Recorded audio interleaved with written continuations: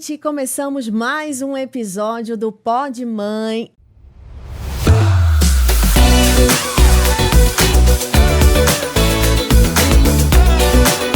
Esse podcast para a gente discutir, né, Rô, os desafios da maternidade. Quais são as dores, os amores. E hoje a gente está aqui com uma entrevistada bem legal, bem rico o conteúdo dela, hein? Com certeza. É a Mariana Lima, gente. Ela é psicóloga, educadora parental, especialista também em neurodesenvolvimento infantil, autora de vários livros, e hoje ela vai falar sobre um tema bem específico para nós que somos mães, que a gente tem que lidar todo dia praticamente Todo com dia. alguma Birra. Quando passa, não sei. Será? Porque tem fases, né? Tem aquela Isso. birra dos 2 anos, tem depois de 6, depois na adolescência são várias birras. Várias birras, eu tô passando por isso. Eu tô passando na birra da adolescência, não sei. Gente, e como que a gente lida primeiro com o nosso sentimento em relação à birra e depois para resolver a situação de forma amigável, amorosa, positiva? Isso, eu acho que a palavra positiva ela é muito importante, né? Porque no final a gente quer que as crianças cresçam bem, felizes, etc. Então, assim, a gente precisa ter essa comunicação positiva com os filhos. É. E aí? É o grande desafio. Até porque a gente trabalha, a gente tem um monte de uma problema, vida. a gente tem vida. E aí, né, às vezes a paciência acaba, é normal. É normal. Então vamos chamar a Mari para esse papo? Mari, vem. Tudo Mari, bem? bem-vinda. Obrigada, pessoal. Que honra estar aqui com vocês hoje. Mari, deixa eu te perguntar, como é que foi aí o percurso na sua vida e você resolveu se dedicar a essa educação parental, né, que você chama? Conta um pouquinho pra gente. Eu trabalhei muitos anos com RH, né? E o RH, ele trazia para mim muito da psicologia, mas organizacional. E quando eu tive gêmeos, hoje eles estão com 8 anos, me veio desespero, pânico. Tiro, porrada e bomba, como vocês disseram, fase das birras ali. Então, eu mergulhei muito nesse conhecimento, né? O conhecimento de como eu posso ajudar os meus filhos nessa jornada de educação. Foi aí que virou a minha chavinha e eu descobri que realmente eu queria ajudar outras mães, porque fez muita diferença na minha vida. E você fez curso? Como é que você se aprofundou, né? E como é que é a relação aí no dia a dia com seus filhos, na verdade? Porque é muito diferente, né? 2 de uma vez, são vários desafios. E também a gente pensa gêmeos, são gêmeos, né? Mas cada um tem uma personalidade. É isso que eu ia falar, eles não são iguais, não né? são iguais, é isso. Eles podem até ser iguais fisicamente, não sei os seus, mas personalidade eles nunca são, né? Eles não são iguais fisicamente e personalidades totalmente diferentes. Na verdade, meus filhos, assim, um deles tem TDAH, né? Então tem uma necessidade aqui, e o outro, ele já é mais independente. Só que o que tem TDAH fazia muita birra, né? E eu precisei acolher mais naquele momento, porque quanto mais eu deixava ele só, as pessoas falam, né? Deixa chorar, ignora. Quanto mais eu fazia isso, mais birra ele fazia. Então, eu tive que mergulhar muito nos estudos, né? Eu fiz a formação ali na PDA, né? Que é uma formação internacional em educação parental com disciplina positiva. Fiz educação parental na sala de aula. Eu fiz Kids Coach e fiz uma pós em neurociências, educação e desenvolvimento infantil na PUC, né? Além da minha formação ali em psicologia. E várias outras formações menores, como Practitioner PNL, que acabam incrementando, né, todo esse processo. Eu imagino também que para você tenha sido um desafio até chegar no diagnóstico dele de TDAH, né? Como foi que você chegou nesse diagnóstico? Porque aí vem uma diferença. O que foi TDAH, o que é o TDAH e o que era a birra, só a birra? Para você deve ter sido muito difícil essa diferenciação do diagnóstico da doença para a birra normal de uma criança, né? E seria bom a gente falar sobre isso. Na verdade, o João Pedro é o que tem TDAH. Olha como que desde nascido, quando nasce, já tem uma personalidade.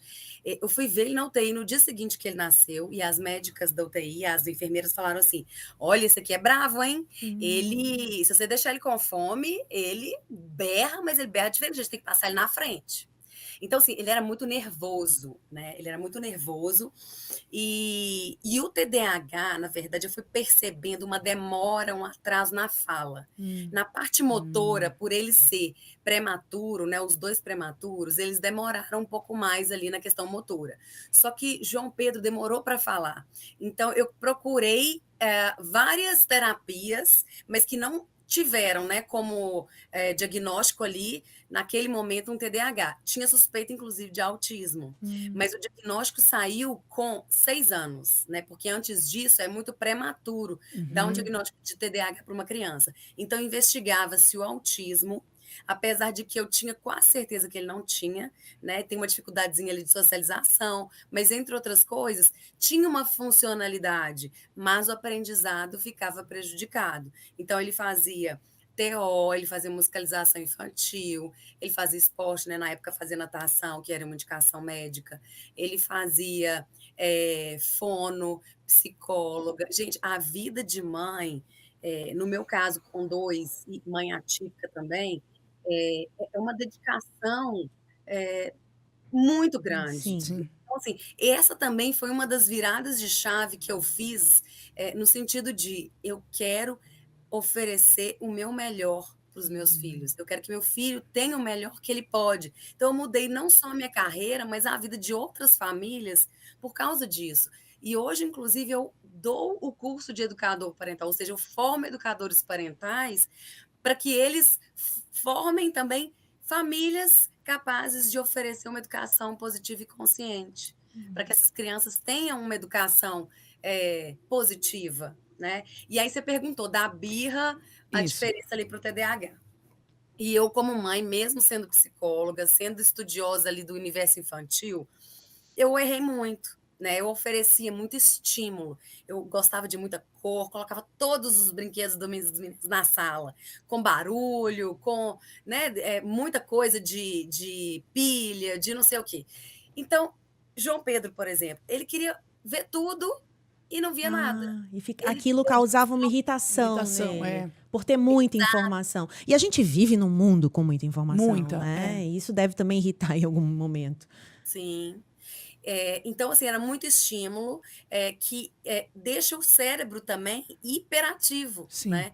E já sendo uma criança naturalmente hiperativa, e ele não tinha o foco, né? Que mais tarde eu fui perceber, ele demorava mais para adquirir algumas habilidades. Então, tem que tirar o estímulo todo, deixa um brinquedo só, ao invés de 10, né? Troca o estímulo. Você deixa um brinquedo uma semana, na outra você tira, né?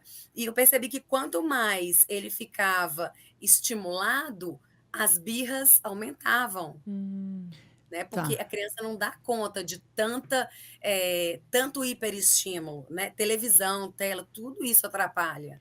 Muito, inclusive, Ô, Mari, né? deixa eu te perguntar. Isso seria uma dica já que você dá para Já, os pais, certo?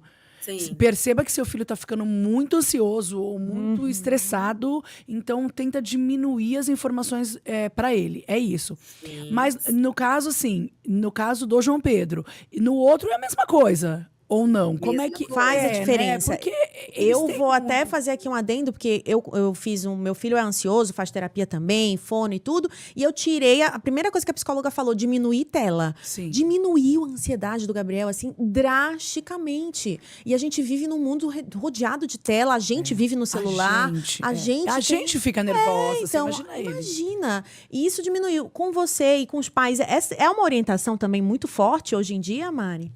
Sim, sim. No caso do TDA, ainda mais, porque já tem o hiperestímulo, né, mental ali.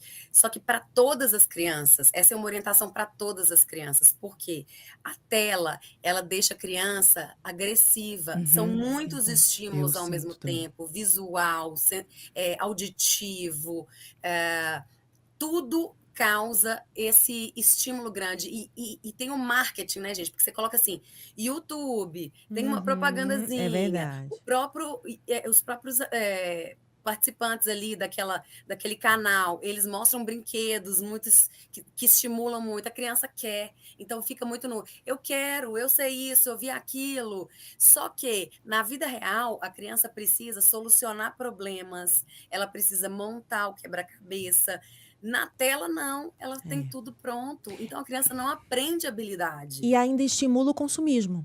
Eu percebi isso Estimula o também, Sim, muito. sim, Tudo sim. eles querem, tudo ele falou, tudo ele quer comprar do joguinho. Eu falei, É. perde. Meu filho, mas é dinheiro, custa caro. Isso. Eles não têm esse Não senso. tem essa noção não tem a ainda. noção ainda, né, Mari? Não tem noção. E a criança vê coisas que não são adequadas, muitas Verdade. vezes, para a Então, idade, né? Tela é tem que ser complicado. com supervisão, né? Sim. Então, assim, E tem com horário, idade, né? idade, horário? Tem é, alguma dica assim, Mari? tem. A OMS, ela tem algumas orientações. Então, até 2 anos, 0 de tela. Essa é a orientação. Eu sei que muitas vezes não é a realidade que a gente consegue, muitas mães também sem apoio, né? Mas o ideal é 0 de tela. De 2 a 4 anos, 5 anos, se não me engano, 1 a 1 hora e meia no máximo. Ai, as Eu minhas filhas têm 1 colocaria hora e meia. 3, gente. 2 anos ali, meia hora no máximo, né? 3 a 6, 2 horas no máximo. Hoje, meus filhos têm 8, eu deixo 2 horas. Tem dias Em que eu casa não também. deixo. Né, assistir tela. Gente, tela. Então, as minhas filhas eu tô tirando cada vez mais, assim. Sim. Foca no estudo, foca na escola, foca em aprender, sei lá, revisa, estuda de novo pra tentar diminuir. Porque a minha mais velha tem 12 anos e se deixar ela fica o dia inteiro no O dia celular. inteiro, E aí essa questão, é o consumismo, é tudo sabe. Nossa, é muito complicado. difícil. É muito complicado. Tem uma forma de você controlar o tempo que o adolescente fica em rede social. Uhum. Né? Tem aplicativos, né? Tem Eu uso aplicativos que aplicativo. ajudam. Isso. Não tem como a gente tirar a criança da tecnologia. Não, sim. O mundo é tecnológico, porém, é prejudicial, ela precisa viver coisas reais. Um exemplo que pode gerar muita birra é a criança com uma agenda lotada. Né? A gente vê crianças com agenda de executivo hoje. Porque vai para a escola à tarde, de manhã tem natação, depois faz o para casa, depois estuda, depois faz TO, depois faz tem um minutinho ali para lanchar, depois faz natação e depois almoço. Gente, a criança tem que ter tempo livre. Tem que ter tempo livre. Se a criança está lotada de agenda, tem alguma coisa errada. Se faz mal para o adulto, para a criança, então nem se fala. A gente, adulto, a gente tem horário para tudo, né? Vamos que a gente está atrasado, vamos, senão a gente não vai chegar na escola, tem que fazer isso, tem que fazer aquilo. A criança vive no mundo dela. Ela não tem que fazer as coisas porque ela está atrasada. Na verdade, o mundo colocou para a gente um tempo curto para a gente dar conta das coisas. Só que enquanto a gente acelera essa criança, porque a gente está acelerado, essa criança ela está ficando pressionada. Verdade. Ela vai ficar mais tensa, ela vai ficar mais ansiosa, ela vai ficar mais estressada com o hormônio cortisol no corpo. Tudo isso impacta o aprendizado. Né? E, às vezes, a gente tem diagnósticos errôneos de TDAH ou hiperatividade por profissionais que não conhecem, né? Por exemplo, professores ou pessoas, né, da família, ou até médicos que fazem um diagnóstico muito rápido, em 10 minutos, porque aquela criança está muito acelerada em virtude da... Sobrecarregada, né? Sobrecarregada. E ela está hiperativa, gente. Por quê? Sim. Porque o meio colocou aquilo para ela. E eu queria também, Mari, que você falasse numa situação assim, como é que eu identifico o motivo da birra? Porque às vezes a birra, o Gabriel tinha, meu filho também, uma tendência a fazer ficar muito irritado, a querer quebrar coisas. E aí a psicóloga sempre falava, tem alguma coisa que ele quer dizer e não está conseguindo. E aí ele fica tão bravo e tão com raiva dele não conseguir lidar com aquela emoção. Sim, não tem que idade, ele quer quebrar. Então a gente precisa identificar o que ele está tentando te dizer. Ele está pedindo ajuda.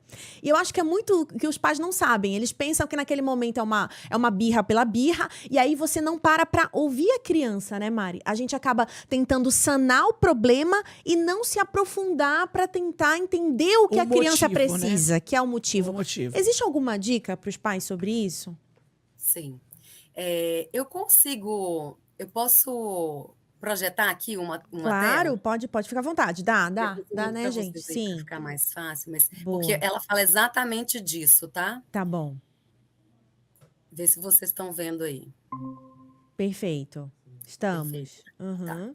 Gente, aqui a gente vê um iceberg, né? A gente fala de muitas teorias do iceberg, que o que está por cima da água é aquilo que a gente vê. Ou seja, a criança jogou os brinquedos pela janela, teve uma crise de birra, bateu no rosto da mãe, brigou, está agressivo na escola. E o que está por trás é uma necessidade não atendida, Sim. né? O que está por trás, uma criança com sono, cansada, estressada, com uma dor, né? Assim, eu não estou conseguindo coçar minhas costas, está incomodando. Então a criança vai e não sabe o que falar, ela vai e chora, ela grita. As pequenininhas, né? Calor, frio, uma fase ali de experimentação, que são os 2 anos, Terrible Two. Solidão, foi para a escola, passou por um momento de rejeição, está se sentindo sozinha, está com saudade. Chega em casa fazendo uma birra homérica. Por quê? Ela não sabe lidar com aquilo, né? Inclusive, sobre isso, Rô, eu passei por uma situação que o Gabi tinha ficado o dia inteiro numa movimentação intensa, fora da rotina e tal. E aí eu percebi também que quando ele estava de férias, em situações atípicas, passando mais tempo fora de casa, longe de mim, com a avó, com o pai, quando ele voltava, ele tinha mais tendência a ter birras. Eu comecei a perceber exatamente isso que ela tá falando. Era saudade de mim, Sim. era falta Da da vida rotina, da vida que ele gosta. Ele é uma criança que gosta de regra, de rotina. Então, para ele era muito complicado viver esse tempo fora, né? E aí eu comecei a perceber isso com a ajuda da psicóloga, porque não estava claro para mim os motivos. Aí depois eu percebi que era um dia que ele estava muito cansado. E aí quanto mais eu falava para ele também, eu não falo mais, filho, você tá cansado, calma. Eu não falo mais isso, porque ele ficava mais irritado quando eu falava que ele estava cansado. Ele falava, não tô cansado! Também não sabe identificar Ele não que sabe. tá cansado. Sim, E aí eu sim. parei, falei, não, se isso quer um abraço, então. Tipo, eu mudei as técnicas, porque senão ele ficava mais bravo ainda, não é isso, Mari? Parece que a gente deixa, às vezes, a criança mais brava. Não, você trouxe um ponto muito importante, assim, ó. A gente tem ali, então, a saudade, o medo, fome, tudo isso pode gerar O estresse, né? incômodo. E a criança não sabe falar, quando ela é pequenininha, principalmente, ela não sabe verbalizar o que ela está sentindo, né? Então, assim, por trás do comportamento tem uma necessidade não atendida. A gente tem que entender o que está por trás dessa necessidade. Por exemplo, eu vou no supermercado, eu levo a criança comigo, ela está com fome. Ela vai querer tudo, gente. Verdade. Vai se jogar no chão. Sim, vai fazer... Joga no lógico. chão. A gente quer tudo, se vai com fome no supermercado e somos adultos. A gente não né? consegue lidar, né? Não é? Verdade, Rô. Aí é E a criança com 2 anos, pensa, você chega e fala, não pode. Quando a gente fala o não, para Sim. o adulto, já é difícil, Sim. porque você primeiro precisa entender o sim, para depois negar. Né? Por exemplo, não imaginem um tigre azul de bolinha vermelha. Sim. O que vocês imaginaram? Vai imaginar o tigre azul de O bolinha bendito vermelha. tigre. Lógico. Então, para a criança é da mesma forma. Se eu falo não pode, ela, ainda mais com 2 anos, ela vai querer fazer. Então, a dica que eu dou é, fala o que pode, né? Ela tá pulando no sofá. Ao invés de falar assim, não pula no sofá, você pode falar assim, você pode pular no tapete, o sofá é para sentar. Sim. Ou então assim, ó, não bate no meu rosto. Pega a mãozinha dela e fala assim, mãozinha é para fazer Sim. carinho. Eu fazia Né? isso. Porque aí a gente está associando o positivo Isso. e não está a criança na fase mais difícil do cérebro dela de lidar com as emoções, ela não consegue converter assim no não, né? E aí você É igual a história de não põe a mão, né, nas coisas, assim, quando você vai nos Sim. lugares e tal. Quando a criança é pequena, é Criança muito difícil, quer porque ele mexe em sentir, tudo. ela quer viver. Quer dizer, até hoje, mas Sim. enfim. E eu falava pra elas, eu falei assim, não, quer colocar a mão? Para quê? Aí elas olhavam assim, né? Porque você olha com o olho, o dedo não tem olho, então assim, não tem necessidade, não, assim, olha, só olha e pede pra mim. Se não derruba, né? Principalmente coisas de vidro. Você vai numa loja que tem um monte de coisa de vidro, sei lá, de cristal, porque você vai em 1000 lojas que tem 1000 coisas. Quando o filho é pequeno é difícil. E eu falava, ó, a mãozinha não tem olho, lembra que a mãozinha não tem olho, antes de entrar na loja. O que eu sugiro é sempre assim, não leva a criança, né, para esses ambientes, ou se vai levar, já faz o combinado antes. Mas tem A crianças que elas mãozinha não não tem. conseguem ainda lidar com combinados, porque elas são muito Isso novinhas. aí. E ela gosta de pegar. Então tem um objeto que você pode falar assim aqui, ó, segura o objeto de vidro, por exemplo, e fala assim, passa a mãozinha aqui. Que ela sente e já sanou a vontade dela, né? Agora, é importante a gente falar de neurociência para entender a birra da criança. Eu queria uma oportunidade aqui para falar rapidinho sobre isso, né? Porque aqui no cérebro, né, nessa parte da frente, é onde acontece a birra, né? Atrás da nossa testa tem o córtex pré-frontal. E nesse lugar, a amígdala, né, que é o órgão, a estrutura responsável pelas emoções, ela fica à mostra quando a criança está em birra. É o cérebro primitivo, é o tigre. Ela viu o tigre, ela precisa sobreviver. Então, no momento da birra, não adianta falar. Calma, né? Vai passar. Ou fica tranquilo, você está cansado. Nesse momento, não adianta. A criança não acessa o planejamento, que é o córtex pré-frontal bem elaborado. Essa criança vai conseguir desenvolver, na verdade, ou o ser humano consegue desenvolver planejamento, raciocínio lógico, controle das emoções com 25 anos. Termina de se desenvolver nessa época.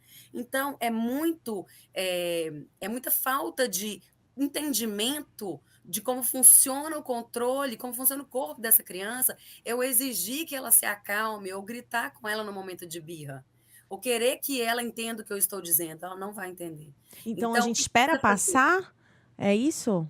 Oi? A gente precisa esperar passar e dar, ou dar alguma coisa, alguma ferramenta para ela se acalmar sozinha?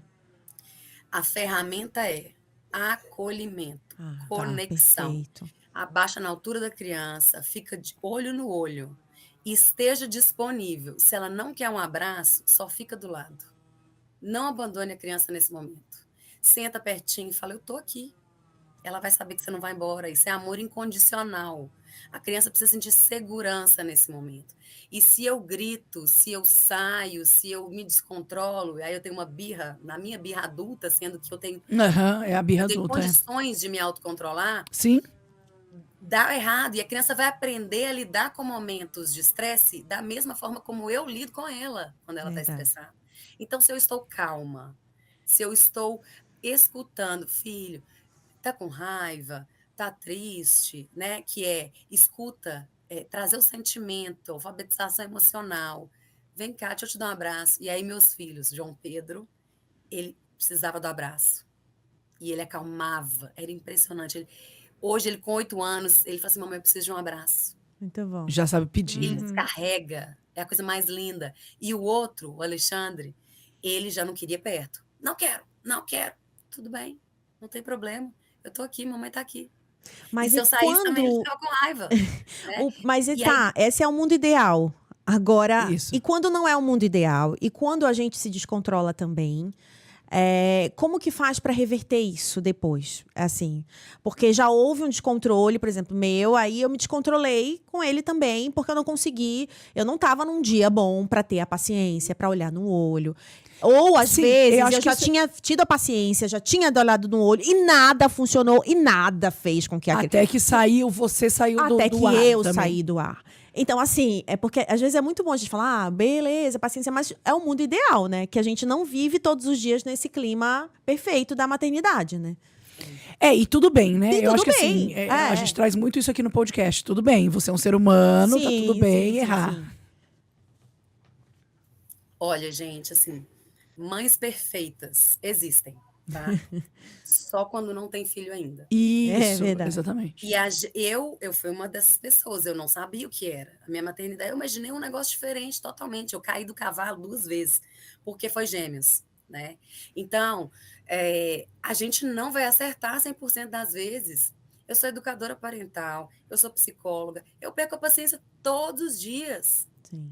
né? Perfeito. Só que aí, o que a gente precisa fazer?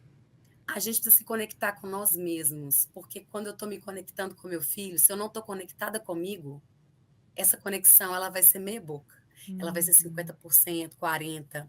Os pais precisam de tempo para recarregar, as baterias, né? Eu não consigo, por exemplo, passar a noite em claro e oferecer conexão para meu filho no dia seguinte. É impossível, não dá.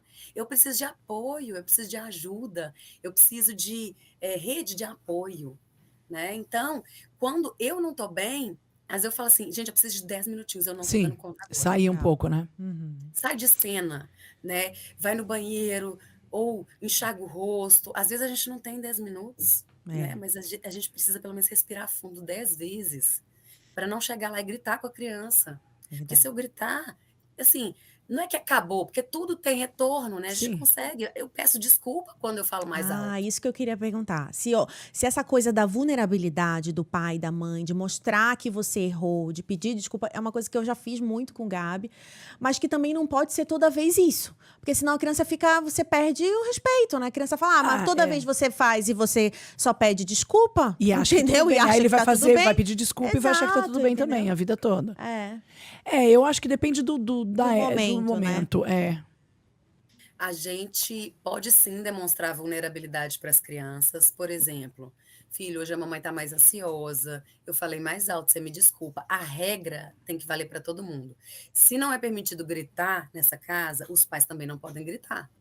Então, meu filho fala assim comigo, eu falo, filho, você está gritando. Vamos parar. Eu falo assim, mamãe, mas você também está gritando. Aí eu estou percebendo, eu estou falando alto. Filho, eu estou falando alto mesmo, você me desculpa. Quando a gente pede desculpa, a criança aprende a pedir desculpa também. Então, a gente mostra que a gente é ser humano e que a gente vai errar. Só que realmente a gente não pode. Ah, então tá lá, qualquer hora eu vou lá e grito e peço desculpa. Não, eu preciso me policiar. Eu preciso ter autoconhecimento. Eu preciso colocar a máscara de oxigênio primeiro em mim, para depois colocar na criança. Senão afoga ela e afoga eu também. O filho sem a mãe, o filho sem o pai, sem o cuidador, ele não consegue sobreviver. Então a gente tem que pensar no nosso bem-estar. E o nosso bem-estar é ser mãe, mas também tem o nosso papel de mulher, de mãe, de autocuidado, né? Que seja dormir ali uns minutinhos, enquanto o pai cuida da criança, enquanto a criança está com a avó. É me permitir fazer, ter um momento para mim mesma. Né? Sem Porque dúvida. aí, quando eu tô bem comigo, eu ofereço 80%, 90% para essa criança. verdade. Eu não vou Perfeito, gritar com Mari. ela.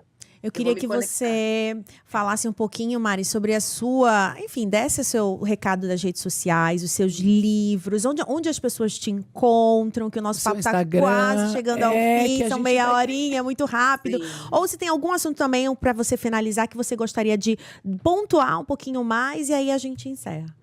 Tá. Vocês podem me encontrar no Instagram, @educarconscienteoficial. Lá na link da bio tem todos os livros, né? O acesso, os livros que vocês se interessarem mais. Tem livros infantis, tem livro de educação consciente. E tem o meu curso. Eu tenho um curso para lidar com as birras, né? Como lidar com as birras, é método Adeus Birras. E eu tenho também um curso de educação parental, que é tanto para pais quanto para profissionais que querem trabalhar como educadores parentais ou implementar no dia a dia do consultório, ou na psicopedagogia, ou quer abrir uma frente nova, fazer uma mudança de carreira, né, para orientar mães. Eu vejo muitas mulheres que vivem a maternidade e transformam a vida por causa disso, né? Então, eu convido vocês para conhecer um pouco mais do meu trabalho e fazer a diferença aí no dia a dia da educação dos seus filhos, porque uma gotinha por dia, no fundo, vira um oceano, porque a gente acaba impactando outras famílias também com a nossa forma de educar. Perfeito, Mari. Brigadão, viu? Obrigada pela sua Muito participação. obrigada, adorei. Olha, me identifiquei muito, Rô, em vários momentos quando ela falou ali, eu lembrei das birras do Gabi e como que a gente conseguiu agora, com uma conexão com esse final que ela falou também, da gente se conectar com a gente Se mesma. conectar, isso. Eu, no autoconhecimento também, na terapia, eu comecei a perceber onde que eu estava falhando em mim, de não me cuidar, de não ter meu tempo de exercício, de não ter meu tempo sozinha e como que melhorou minha relação com ele depois depois disso, sabe? É isso. muito, muito legal que você falou mesmo, porque às vezes a Entender gente o processo que você está vivendo. quer né, que o pra ser uma comportamento boa- da criança mude, mas o nosso não muda, então não adianta. Não vai dar. Não vai É dar. cobrar de uma criança o que tem que Sim. vir de cima, né? Na verdade, porque a gente tem o córtex frontal pronto, né? Elas são espelhos, né? Passamos dos 25 anos. Obrigada, Mari, Obrigada, de viu? Nada, verdade. meninas, muito obrigada. Agradeço pelo convite.